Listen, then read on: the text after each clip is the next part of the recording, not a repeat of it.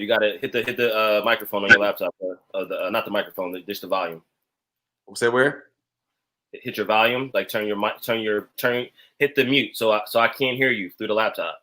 Oh, bet. All right, I hit it, and now I'm about to go on your live. You should be able to join the live on IG, and I'll pull you up. I can't hear you through the laptop. My boy. All right, I hit it. My boy. You should be able to join the live on IG, and I'll pull you in. Yes, sir. Carter, what up? Nate, what's good, man? Yeah. Carter, what up? Nate, what's good, man? Hey, there we go. What's up? Man, I can't call it, bro. I can't call it. How you living today? How you living today? Bro, I'm doing better now, fam. I'm doing much better now. Word. I'm gonna turn my Miller. Yeah. I had to hit my Wi-Fi real quick. My shit was coming a little choppy. You still in the A? Or you back in Dallas? You still in the A? Or you back in Dallas? I'm back in Dallas now. Let me turn off all my other stuff. All right, bet. Okay, here we go. Hold on, one more time. You said you where? I'm in Dallas right now. Okay, back home. For those, don't know, take my glasses off. Nate is a Dallas native for sure. I'm not gonna really steal the thunder. I'm gonna really let him introduce himself, man. Go ahead, take it away. Cool. Yeah, Nate Jones. I grew up in this town a little south of Dallas called DeSoto, which is like, I don't know, probably best known for like football and like parts. And Nate Jones the fourth. Yeah, Nate Jones the fourth. You know, part of the Dougie movement a little bit. Okay. Yeah. Teach me how to. Hey, you know, those are Cali people. There was actually a lot of drama because they came down to Dallas and were like, we used to have this old like skating rink joint that you should just turn up, just like classic teen party joint. And they came in and like it was a bunch of drama because like everyone felt that they had like bit off the movement and all that stuff.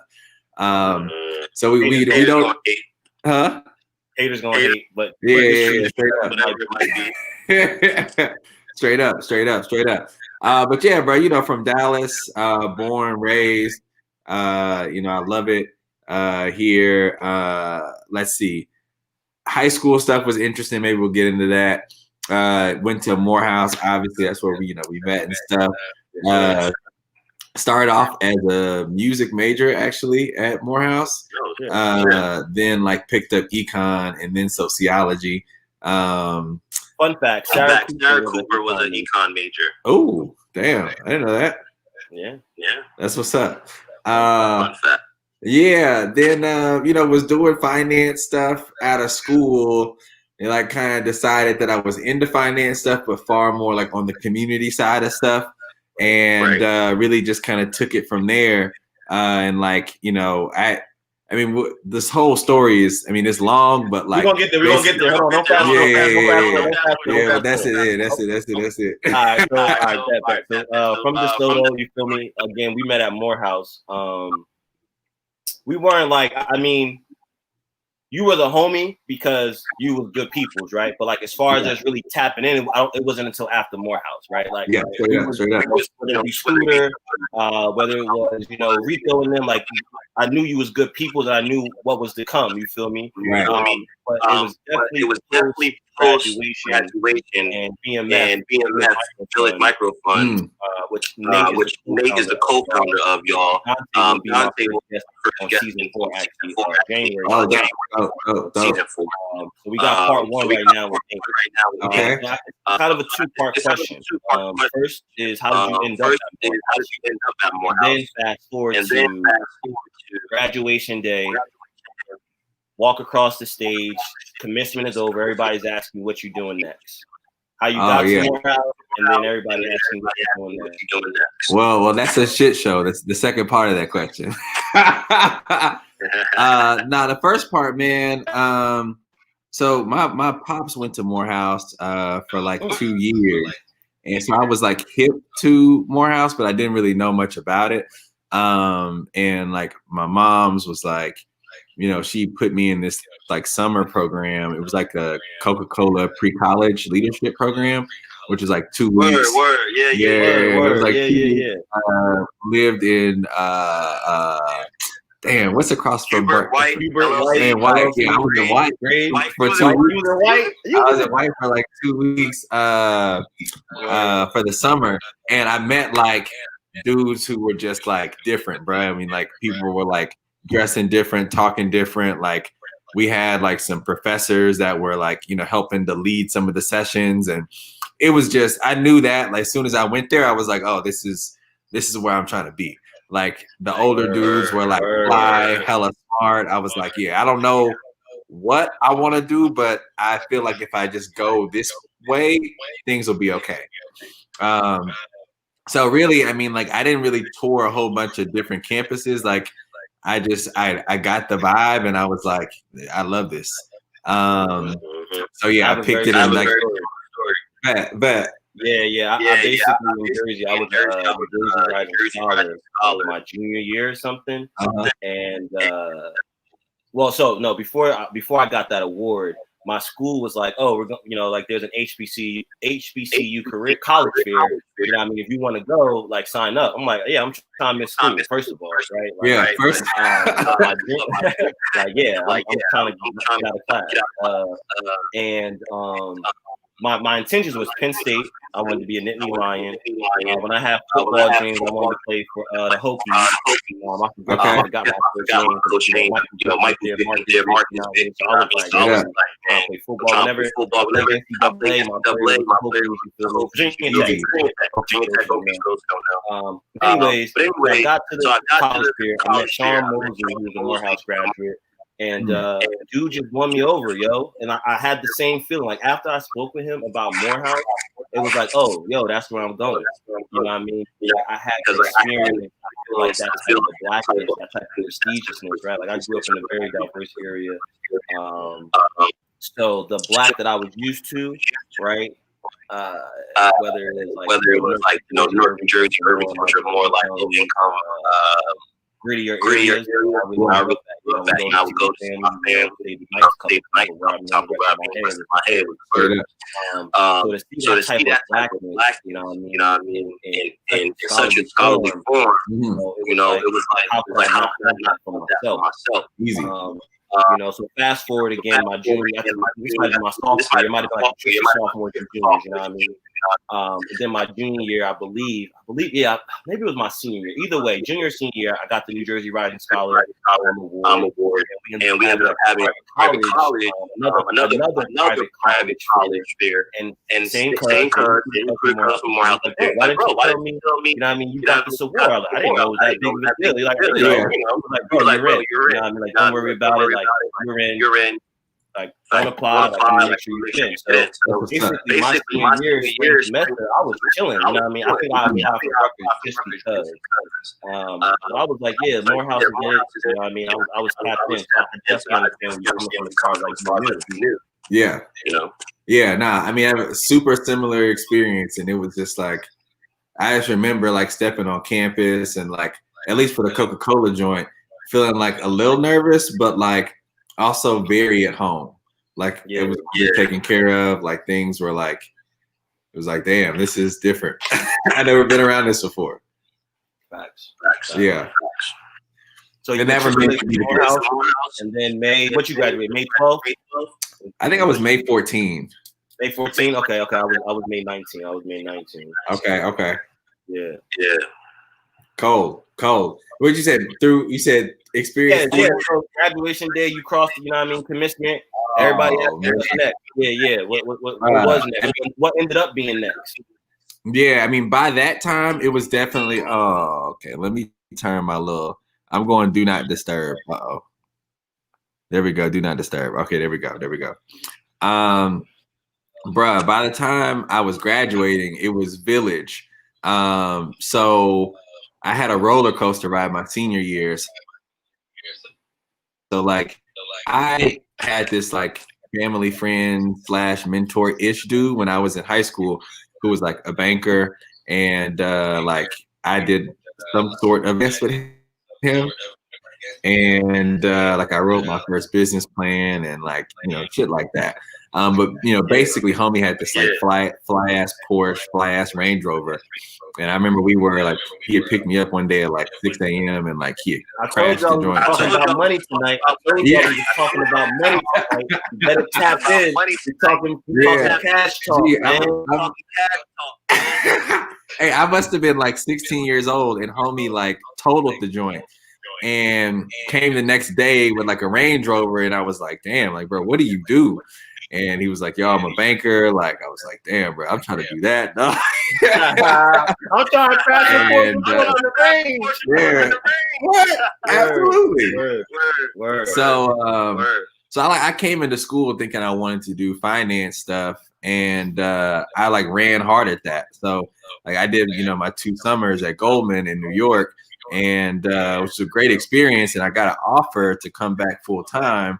So beginning of senior year, I'm like not a care in the world. Like I'm turning up, like big bottle boys, acting a fool, throwing big house parties. You know the AUC hit different when you got that offer letter, son. It's yeah. So then I get this call from the recruiting office, and they're like, yo, your desk that you were going to get hired to is now like no longer a desk. Like they've like done a reorg basically. So my offer was like now just floating around, and there were so many emotions that were happening there because I felt like I had attached so much of like my personal like self-worth to like being like hot, Yeah.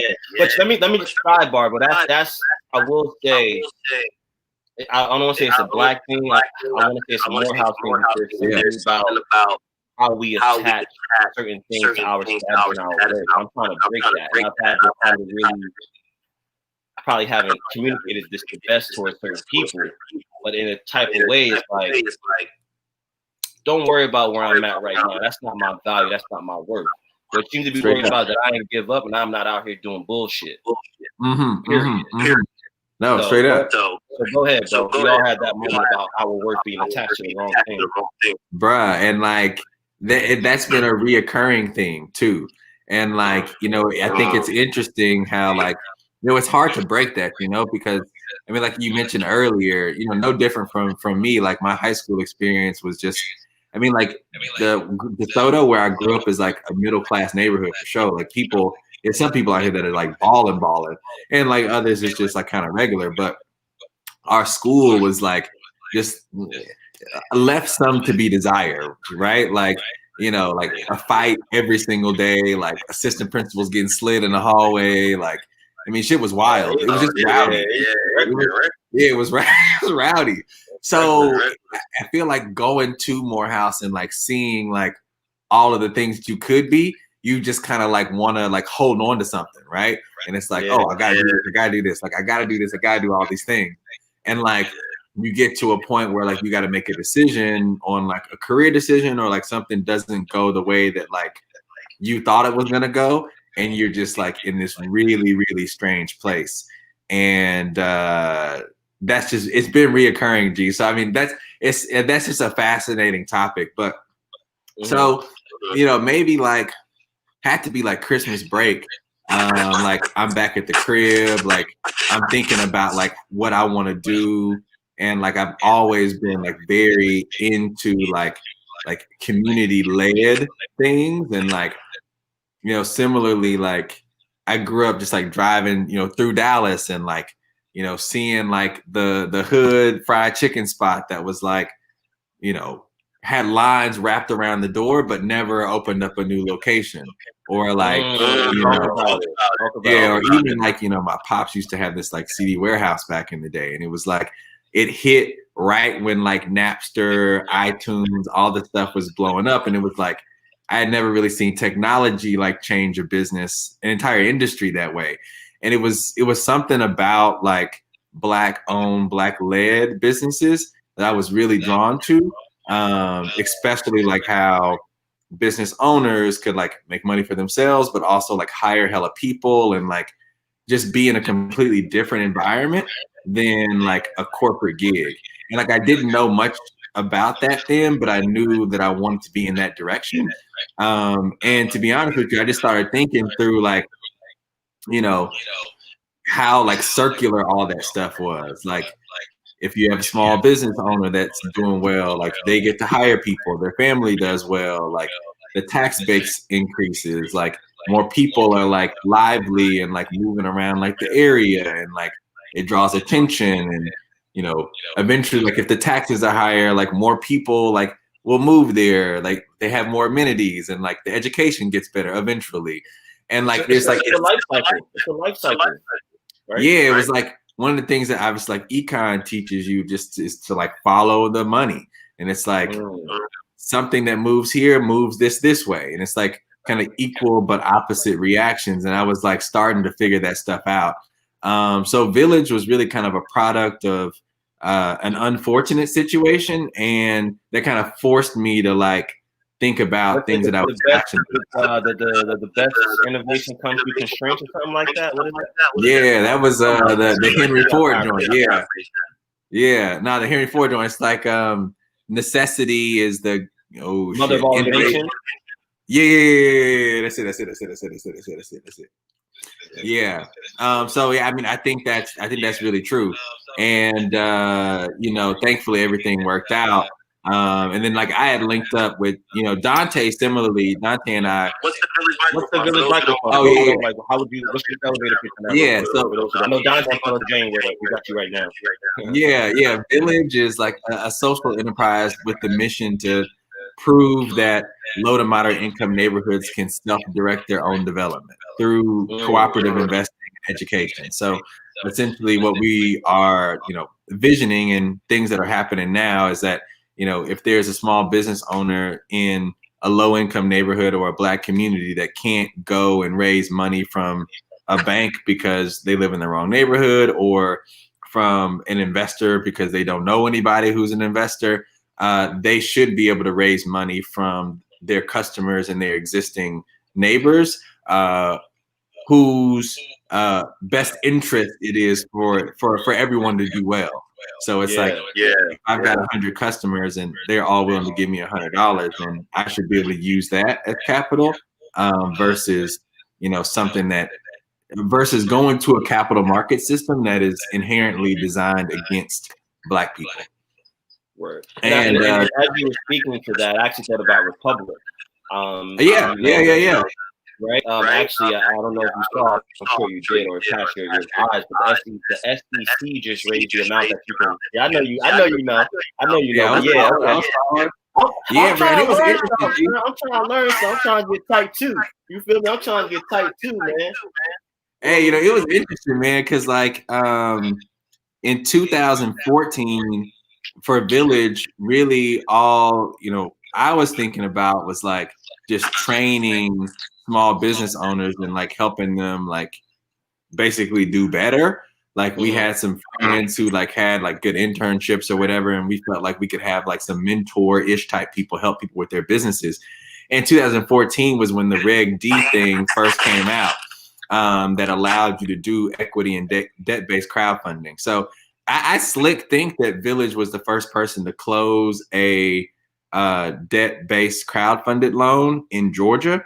And then second might have been this group called Ground Floor, which does similar stuff, but for real estate. But, back then it was like the law had come out, the Jobs Act stuff, but no one was really doing anything with it. And like, it was really the wild, wild west. Like you could like, there just were no rules. There were no platforms. There were no like crowd streets, no like neighborlies. There were none of those things. It was just like, you can raise money online. Like what? Shit. What? Where do we even begin? Like, yeah. So I mean, we like I had gone to this like legislative session with like one of the like Congress people that was like working on the Georgia exemption for it. It was me and the guy who runs Ground Floor now, and like we were just kind of talking about the things that we wanted, and they were in there with like a team of people like listening to what we were saying. And like in retrospect, I didn't know what the hell I was saying. I was just talking out of my ass. But I mean, I think all laws at one point were just an idea. You know, and it was good. Yeah. So, anyways, that was that. Yeah. So Village Microfund, as we'll say, I'm not to use a catchphrase or shape it with a catalyst, right? It was definitely this kind of beginning of a bonfire that you had in your spirit. Kind of like, okay, so I'm here, right? Yeah. Right. It feels like you knew that there was more that you maybe wanted to bring to the table without the ability for yourself development. And I think maybe that's why you ultimately decided to get your MBA. You ultimately ending up at UT. Let's talk a little bit about that experience. I think that you wrapped up UT past May of this year. Yeah. Right at the height of a pandemic, at one of the heights of white supremacy that we've seen, in a red state that might flip blue or be closer to flipping blue, right? It's gonna be close. We don't really know, but man, just tap in, bro. Like Village Microfund, damn, I got to make a change. Dante is now the co-founder about a year in.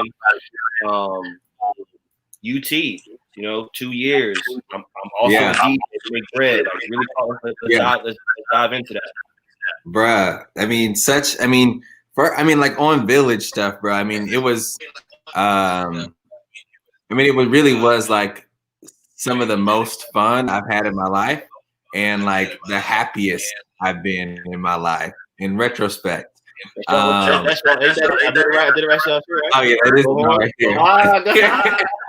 But, even before UT, bro. Like the Village situation was really fun. Like it was interesting going from like idea to like our first client. Like I remember Fifth Third gave us our first check. Fifth Third Bank gave us our first check for like $3,500 or something like that, which was the world then. Yeah. And now it's just like, but just like building that, like being in the trenches, like with Dante, and like working other jobs and driving from my job in like Norcross or some bullshit ass firm, like down to the West End on my lunch break to like try to do like community shit, and then like drive back up to Norcross without like letting anybody know I'm like trying to do something else. It was really fun. And we worked, that's one way to at least in my it was, in retrospect, it was fun. Like when I was in it, it was Word. But it was a good, and in my tenure as executive director, we went from like, 0 to maybe like 350, 400K and like revenue / grant and shit. And it was fun, just like building something. And like along the way, we probably worked with probably maybe 50 or 60 entrepreneurs and invested in like 3 or 4 of them. And Dante's done, 3x that. So it'll be really interesting hearing his perspective on like where he took over and like, just growing really. But yeah, the initial phases that were dope. We got to a point where, we were like doing small, like $5,000, $7,500 loans to like entrepreneurs that we were working with or that we were, working through. And it was good money, right? Like folks, it's catalytic for like, a small business, a micro business. And then we were like trying to basically like build partnerships with like Invest Atlanta, who had like obviously way more money than we did, and like a larger micro lender. So, we had a few big wins of folks that were like took our money, and then like it was the first money they got, and then like they kind of like laddered up to like Invest Atlanta, and they got a bigger check, and they laddered up to someone else, and they got like a fat check, and then it was like, damn, like y'all niggas opened up a second or a third location now. Like this is what's up. And then that was really dope to see. But we got to a point where at least I wanted to do more like bigger checks, and like I wanted to not just do debt, I wanted to do equity, and I wanted to like, figure out how we like join the board and like really get them to grow faster. And I remember there's a group called the Community Foundation of Atlanta. You might be familiar with them, and they just it's like a bunch of. Oh, okay, Community Foundation. they're like a donor advised fund. So like people, I mean, like yeah, they just like people like super duper rich people just give the community foundation their money, and the community foundation directs their philanthropy. So you can just be hands off, and they'll say, "Oh, we know all the cool nonprofits, and we'll give them money and like help make the city cool and like put your name on shit and invite you to all these events with other rich people, and you get to go and meet all the cool young Black, entrepreneurs that are doing social impact shit, or just not Black people, just in general." It sounds like an auction, but anyway. No, it is. It's a money auction. I mean, like it really is like a clearinghouse for rich people to like, be philanthropic, which does work. I mean, like there are community foundations of Atlanta. I mean, every big city has a community foundation, and it is the community's foundation. And some people do really, really dope work with it. In Atlanta, I think is a leader of sorts in that, right? Anyways, like they opened up like an impact fund, which was like one of the first in the country, really, at least from a community foundation standpoint. And we were like rapping to their managing director, and I was like, "Yo, I want to raise like $1 million because I want to like invest in our businesses in a more impactful way." And they were about it, but they were started asking me questions that I just couldn't answer, like, like who's the fund manager, and like how do you make sure that like the accounting from the companies that you invest in flows up to the fund, and like you're able to give us money back from the investments that you're making. Just like simple stuff in retrospect. Kind of. In retrospect, right? Yeah.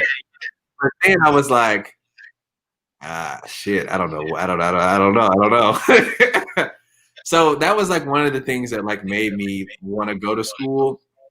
It was just like a bunch of stuff I didn't know. Like I think I knew what I knew, and like I knew what I didn't know, and I didn't want to take anyone's money and then not be able to give it back to them with the way that they, based on like what we had agreed to. So that, yeah. So I mean, at that point, I kind of knew that it was my time to like shape, figure out like where I wanted to go next, what I wanted to learn, like some of the other experiences I wanted to get. And I always had the intention of coming back to Village to do something, in any type of capacity, which we might talk about a little later. But yeah, bruh, I did my summer at Cowherd Capital in Oakland, which was really dope. Yeah, I definitely want to talk about Cowherd Capital, man. I think they are. I can see from the outside, right? I believe Cowherd Capital is a leader in investing in underrepresented communities and individuals, and I don't think they're just talking, right? And I respect you, and I respect the decisions that you make. So I'm really confident with that type of energy about them. Yeah, now they're turned up, and they've been about it for a while. Like they've been like low key before they even had like an institutional like Cowherd Capital firm. They had been about it. They had been like investing in like young, people of color fund managers, young Black entrepreneurs, way before they took on, a more institutional title. So yeah, I'd talk about that for a while because it was a life-changing experience. Like it was just dope. And then so I left there, then I went to school at UT, which was interesting, bro. I mean, like it was the absolute opposite of what I was used to in Atlanta. And like I've never heard so many mono cases in his life. It was, I mean, like in retrospect, I really like Austin, and like I appreciate the experience. But those first like 6 to 7 months were like rough, bro. Culture shock. It was rough, man. It was rough. I mean, it was what I wanted. Like I wanted to get out of Atlanta. I wanted to like be in a completely different environment. I wanted to be in a new city. I wanted to go to a big campus. I wanted all the things I didn't get in Morehouse in my grad school experience. And But I will say, I know for sure, and I know you're a tester. I haven't gotten my MBA yet. Grad life and undergrad life is two different things, right? Like Like I'm sure like a UT undergrad and UT grad student are like obviously experiencing different levels of litness, if you will, different levels of like obviously responsibility, but just also like flow of like who were you tapped into? Like just the people in your class? Like what was that? What was that situation?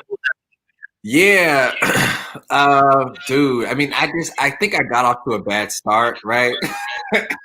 Because fair, bro. Fair. Yeah, man. Like, so I did the consortium thing, and like consortium is like, maybe like 19 or 20 schools. It's like a big org, and like you on the entryway of it, like you can do like a common application to like 6 different schools that are in the network, and then if you match with the school, then you get a full ride. And then when you get on campus, there's like a consortium group of like the first years and the second years, which are typically like all of the people of color.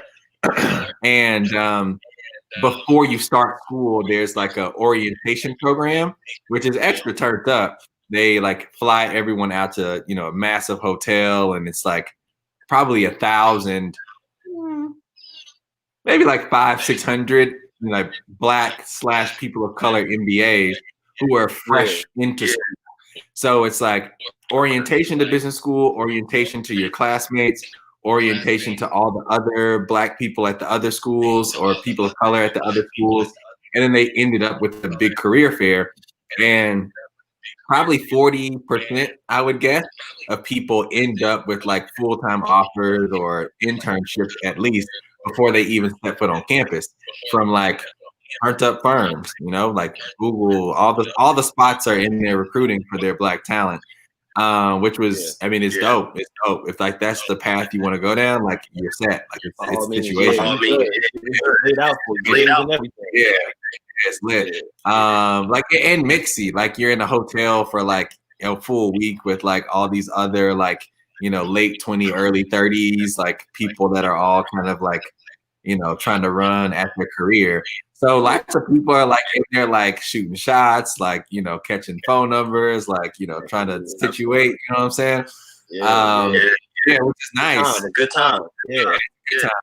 But so I had to leave the orientation program like a few days early to start my internship, and then the internship was the whole summer, and the internship ended at the end of the first week of my orientation for business school.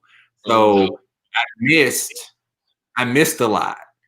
I missed some of the like, hey, everyone's nervous, like good to meet you. And like when I got on campus, like people had kind of like already gotten their vibes. They were clicking up.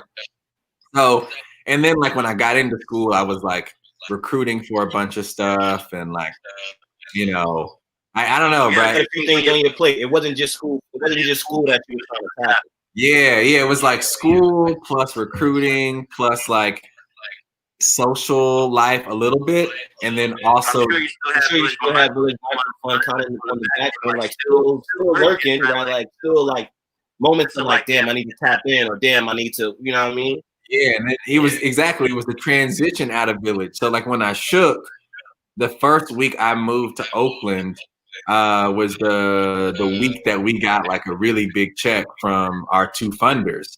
By the way, he went to Oakland. That's where Cowherd is at, yo. Cowherd Capital is in Oakland. Yeah, so like that week, I remember Dante sent me a text or like a screenshot with the like, congratulations, like we're gonna fund y'all. I mean, I don't know. I think it was like $350 or something like that, and I was like, damn.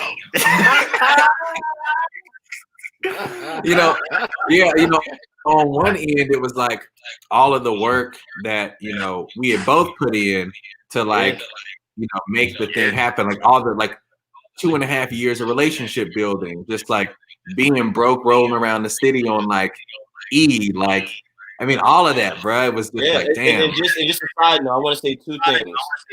One, I pulled up to that crib that was in the West End. For those who and it was a crib. It was a straight up entrepreneur, we hustling, head down type crib, straight up and down. And second thing, if y'all have never watched Killer Mike's show on Netflix, their kitchen is actually, I believe it's episode maybe Coca-Cola, where it's doing the soda. So that crib, right? Like you gotta understand, right? Like I'm gonna sidebar real quick, bro, not to kill your train of thought.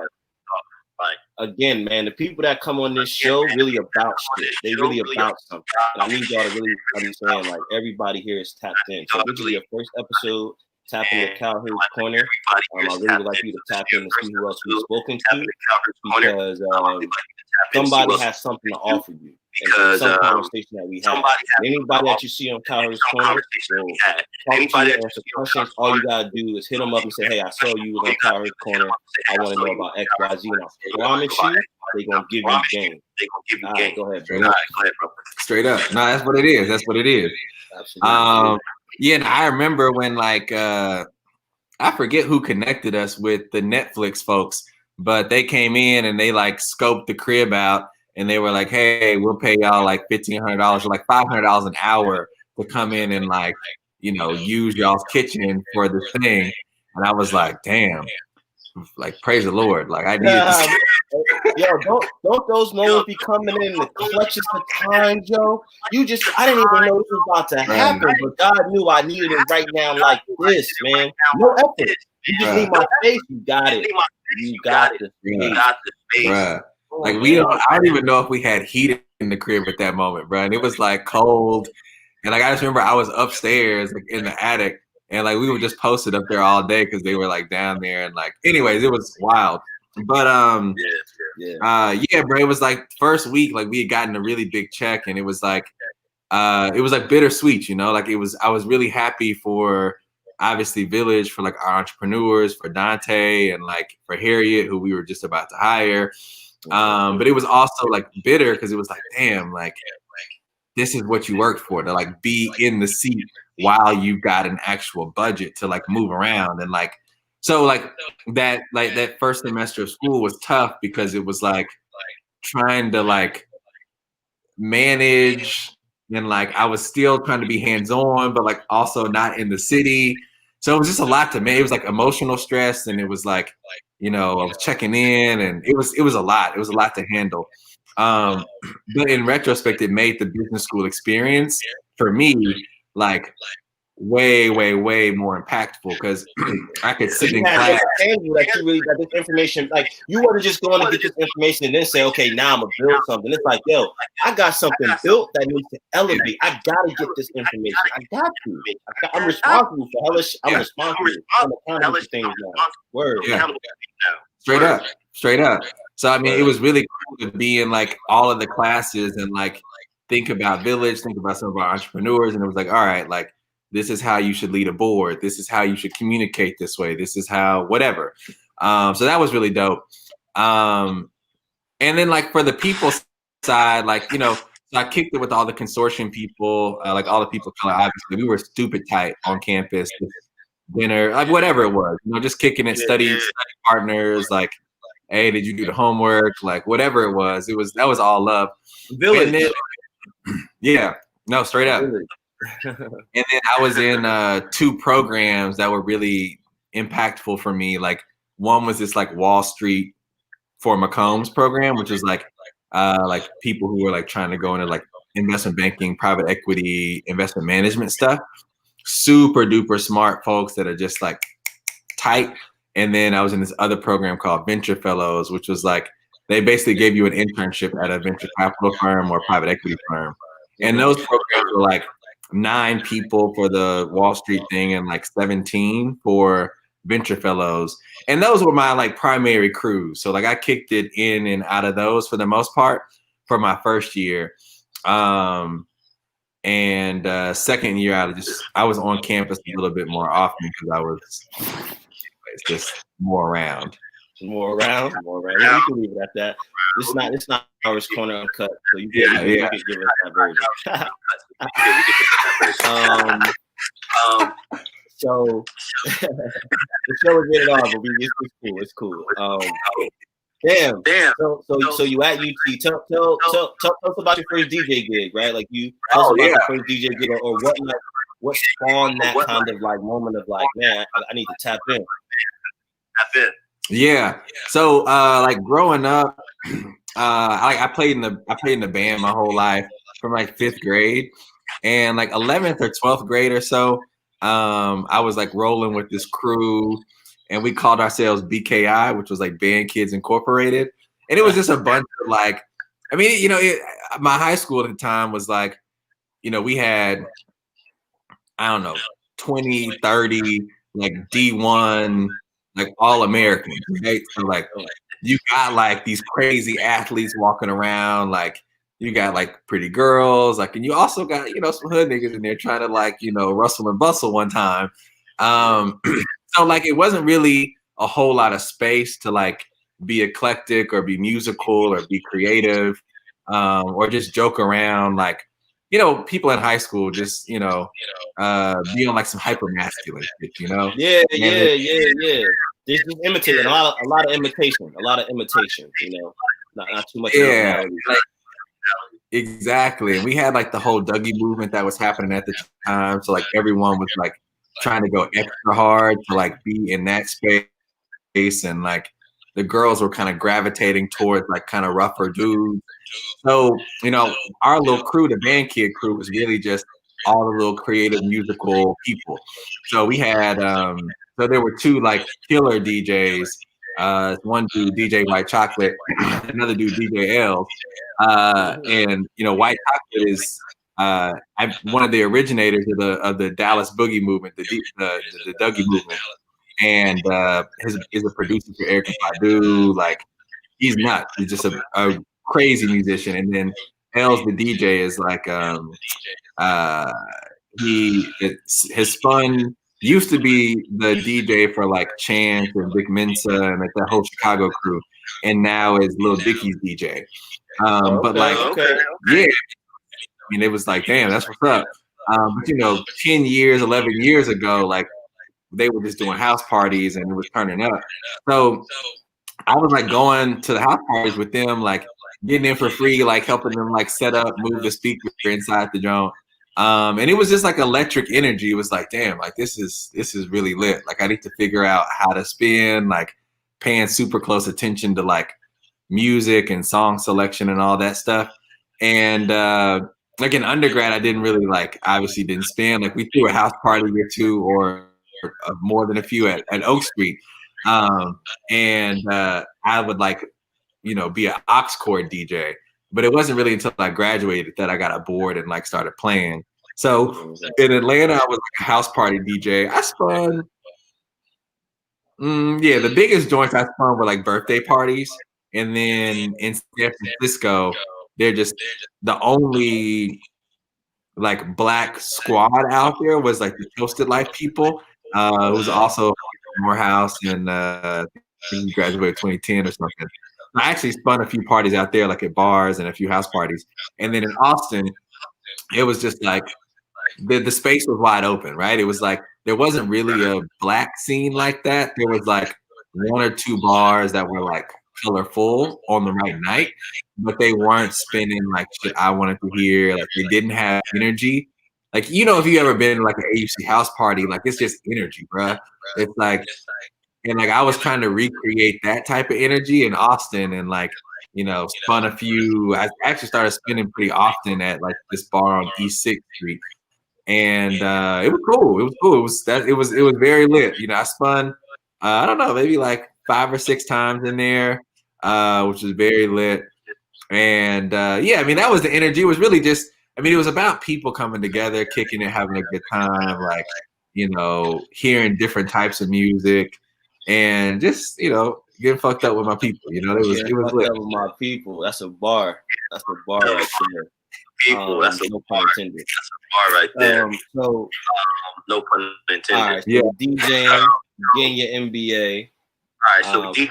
Instagram is very like strict on this hour. I'm going to kind of fast forward to the conversation. Okay.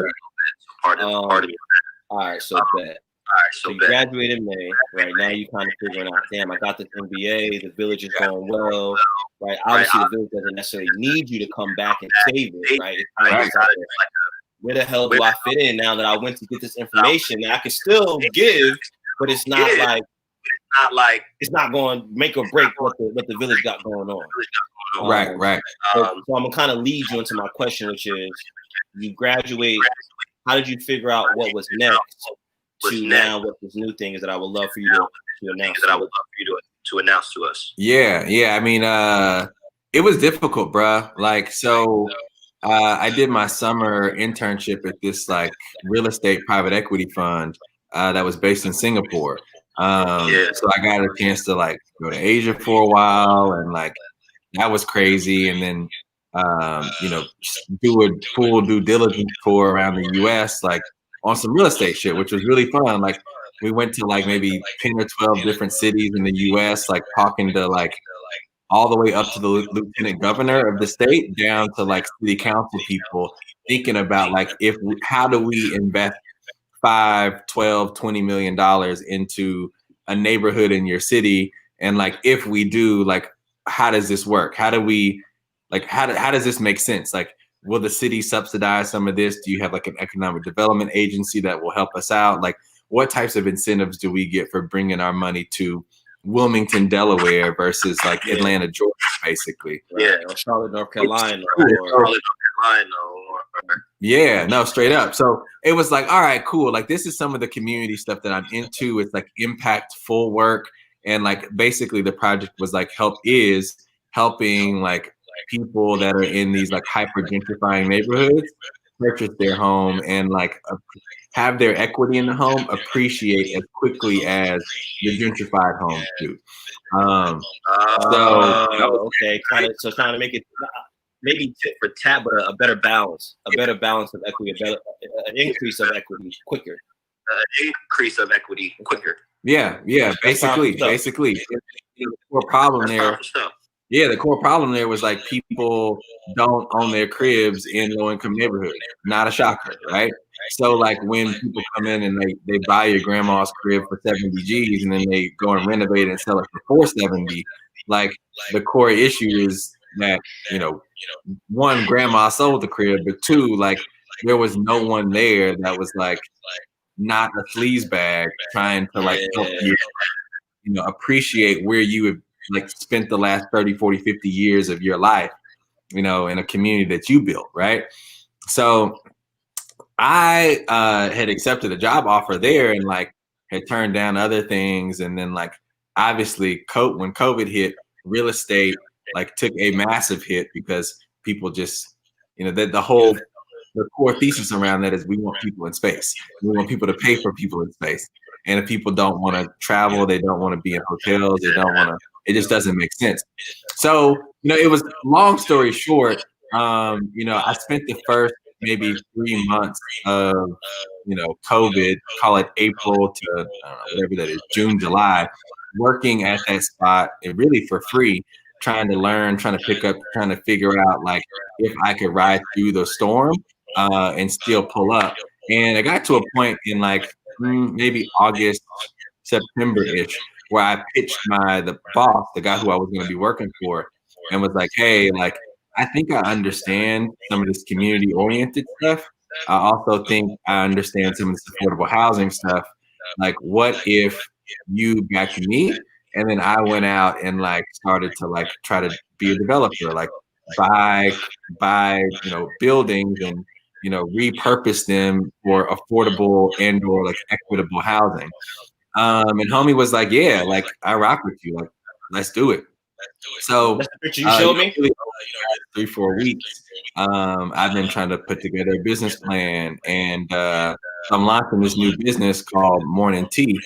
And it really is all about community. That's the picture you showed me? Yeah. So, it really is all about just like community driven real estate. To take, a note from Village, some of the stuff that I knew from Dallas, but definitely got, another taste of in Atlanta was that, culture comes out of diverse, colorful neighborhoods, right? And people pay for culture.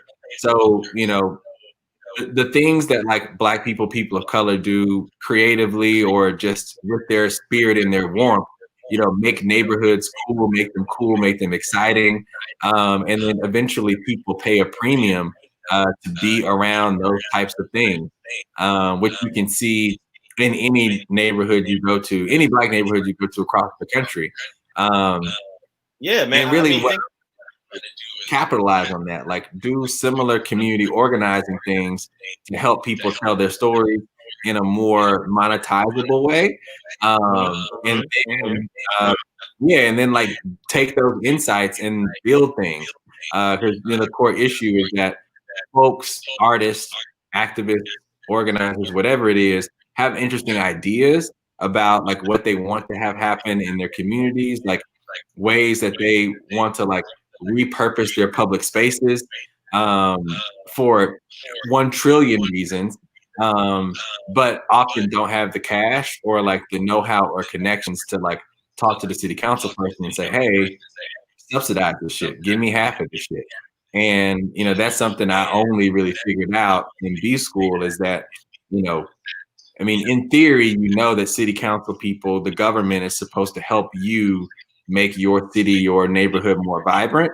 But I didn't really have the tools to talk to anybody that way. And, morning tea is something that kind of brings all those things together. And then like, Black people do dope shit, right? And like, I'm just like, yo, like if we can create space for like the coolest Black people to like own some shit, like a bar or a hotel, or like to turn up a hotel lobby or whatever it is, right? Like it's crazy. I mean, like I like at this point have gotten a chance to like go to all these different cities around the world, and like the spaces that are the most memorable are the ones where like creatives have control over the environment, right?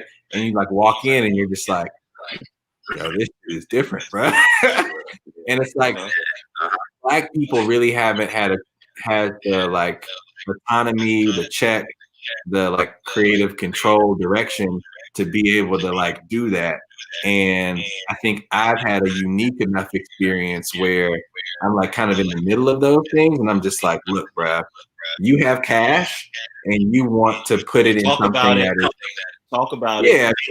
That's like cool, that's progressive, that you can make money off of, that you can pull up to and like feel like you're in the mix or whatever. And like people on this side have like hella ideas, like immense amounts of like creativity, and but just don't have access to your check. And it's like, all right, like you can just be in the middle here, bruh, and tell stories. And I think there's we're moving, I think, in a space where like people want to be woke, like they want to be, the masses want to be woke, they want to be associated with things that are more progressive. Similarly, like obviously like wealth inequality is out of control, and like the median income of people in the United States is basically lower than like the median 1-bedroom apartment in the United States. So if you take on, I was just gonna say, I was watching the video. I guess it's a few years old, but long story short, the video said that the top 300 richest people, I don't know if it was the United States or the world, either way, had enough wealth for the poorest 3 billion people. Yeah. Right. Yeah, so it must be in the world, obviously. The poorest 300 people got enough wealth for the poorest it was either 3 million or 3 billion. I want to say it was billion, because I was like, what? I think it was billion. Yeah. Probably billion. Yeah, I mean, like, I mean, we've gotten shit's out of control, basically. And like, real estate, and many things are out of control, but real estate in particular has, in my opinion, become a tool for people to get a return, not for like it's not designed for interaction. It's not designed for community. It's designed for me, who has $2 million, who wants to build a multi-family apartment building, and I know I can get $1,700 a month, right? And like I'm trying to push that 17 all the way up to the number, and by pushing that up to the number, like everyone is at fault. Like everyone has a poor experience. Like you hate your apartment because they keep hitting you with parking fees and like move out fees and all types of bullshit. And it's just, and like the entire community just does not get to like be around each other in a way that makes more sense, right? So a lot of the shit from Morning Tea is just like is a middle ground for a lot of this stuff, and like a platform to tell stories and create more affordable housing in more ways for like people to take more control of their communities, basically. I think that control is important. So one thing I'm gonna share before we wrap up is that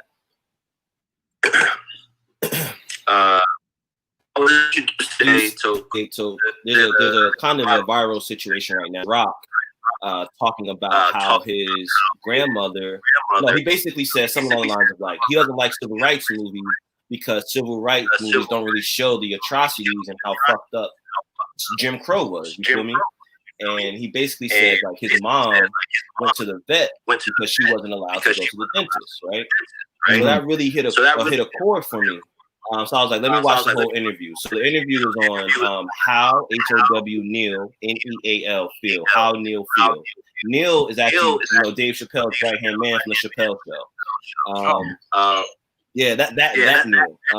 So basically, in the episode, right, Neil asked Dave Chappelle, he's like, what do you think is worse, Jim Crow or slavery?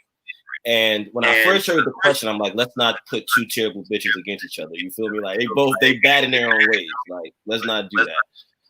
But then Chris says something. I was like, okay, I get it. He's like, when slavery, he was like, you knew you was a slave. Like there was no ifs, ands, or buts about it, right? I'm a slave. I'm owned. That's that. He was like, Jim Crow is just cruel and tricky, right? Because it's like it's this faux reality. It's like I'm kind of free, but if a white woman walk past me, I gotta cross the street. I can only buy a certain amount of bread, right? So he like Jim Crow is just straight up fucked up. Like and then he goes to say he was like, I really don't believe slavery ended until about 1975. He said 10 years after I was. He said that he was like around 1975 is when we really felt like, oh, I can do what I want. Right? Every generation before us, they didn't have that. Even if they felt it, they didn't really have it. How we had it probably going into the 80s into the 90s. You feel me? Yeah. So basically, I kind of talked about that because you spoke about just control. And I think that we truly, Neil Brennan, thanks, Greer. Greer going to be on with us on Wednesday, y'all. So definitely tap into Greer with us on Wednesday. So yeah, you just talked about control, man. I just think that like we really are in a great time to control, to own, and the information is available, right? Like they used to say, if you want to keep knowledge from a black man, put it in a book, right? Well, we know where them books at, and we know where them universities are, and we got YouTube. So stop playing with us, you know what I mean? So yeah, not to go on that rant, man, but I'm very grateful that you accepted the invite, bro, to the corner. I think that it was necessary, it was needed. I wanted to catch up, right? For me, it's kind of therapeutic as well to kind of talk to my friends because, I think we're all on these kind of entrepreneurial journeys, and I think we all are kind of may have people in our lives and spaces in our lives that aren't as developed about our thinking as we are, and may not be as encouraging and understanding as we need them to be. So the corner for me is kind of that village, that community to really tap in and know, like, yo, you're not alone. We all going through very similar things, uniquely, right? But there are very things that are similar. So without any more, man, tap in. Let us know how people can keep in touch, how they can tap into Morning Tea, whatever you want to share, bro. Bet. Nah, I mean the community aspect is huge, bro. Especially in COVID, bro. Like this isolation has been. I mean, I think it's taken its toll on everybody in their own, like, in its own unique way.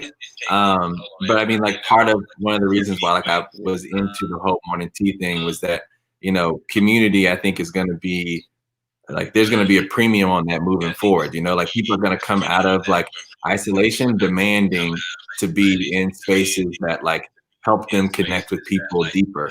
So I mean, I heard that more than you thought, than maybe you thought I did. But yeah, the Morning Tea stuff, morningtea.co is the website. and it's the same thing on Instagram. Morningtea.co on Instagram is also my old DJ page. So that's just what that is. So if you already following that, then like, thank you for your support. You already tapped in. Yeah. Hey, that's free customer acquisition, baby. Yeah, absolutely. Hey, you gotta capitalize off your old work. So yeah, that's it though. And and last thing, go ahead. What you say? I was gonna say my last thing I always say is that, like, you know, Cowherd's Corner really about giving the homies their flowers, you know what I mean, in the moment. You know what I mean? So I want you to know that I'm proud of you. I want you to know that, you know, whatever blessings, whatever abundance is coming your way is well deserved. And you know, you got a brother for life. You feel me? Whatever it is, whatever you may need, you know what I mean? Don't hesitate, man. But I'm the first person, I'm the last person. Whatever I can, I will.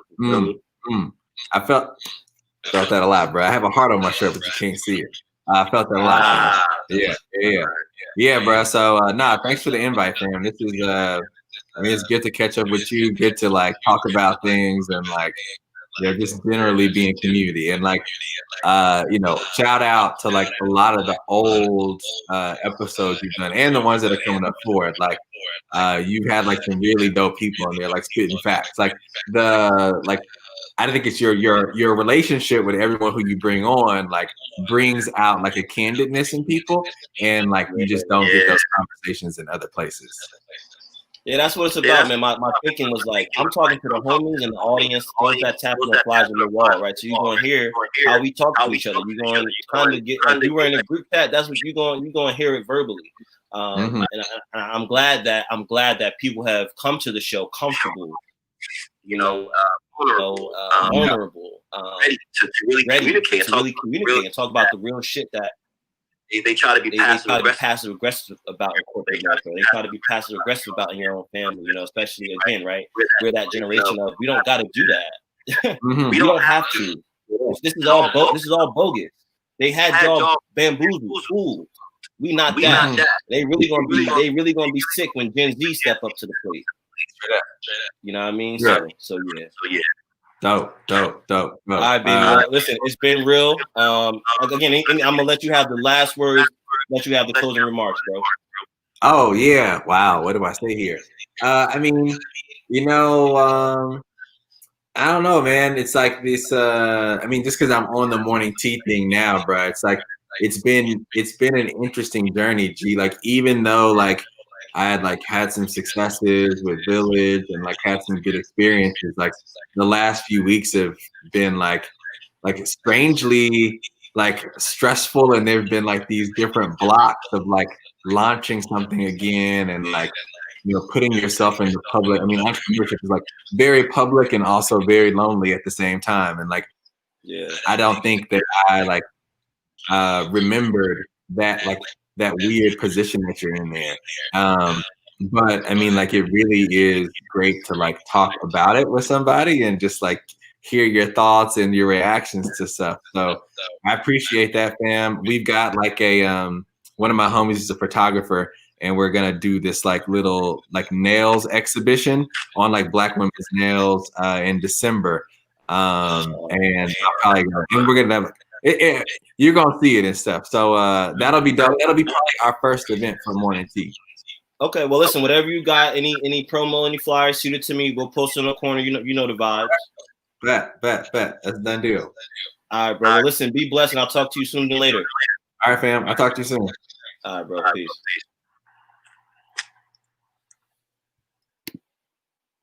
All right.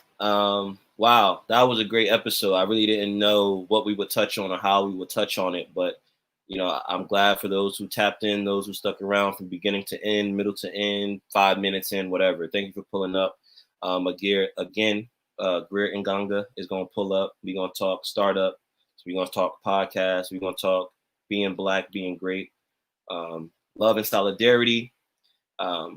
Please take care of yourselves. Tomorrow is going to be a very stressful day. I actually was not going to do an episode on the 4th because I felt like I didn't know if I would have the energy and the mental capacity. But if I'm going to talk to anybody after this election, I could talk to Greer. So I'm looking forward to that conversation. And, you know, it's much love, much peace. And until next time, we'll see y'all at Wednesday, same spot. Peace.